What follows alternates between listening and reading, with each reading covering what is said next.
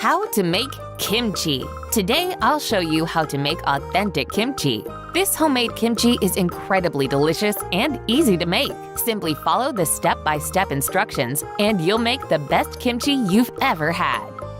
All you need is Napa cabbage, spring onion, ginger, garlic, onion, chili flakes, fish sauce, and salt.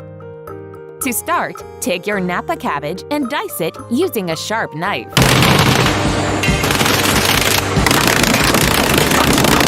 Transfer to a large bowl. Fill with water.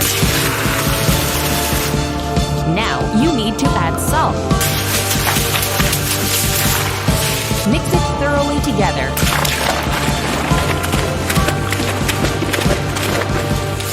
Cover with a plate for 60 minutes. Drain and rinse. Now it's time to add the spring onion.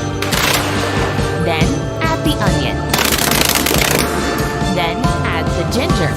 Then add the garlic. Then add the chili flakes. Then add the fish sauce. Then add the eggs. Then add the eggs. Then add the eggs. Then add the eggs. Then add the eggs. Mix thoroughly. It's time to transfer the mixture into a jar. Ensure the lid is completely closed. Place the jar in the fridge for 20 minutes. It's time to transfer the mixture into a jar. Place the jar in the fridge for 20 minutes. It's time to transfer the mixture into a jar. Place the jar in the fridge for 20 minutes. It's time to transfer the mixture into a jar. Place the jar in. It's time to transfer the mixture into a jar. It's time to transfer the mixture into a jar.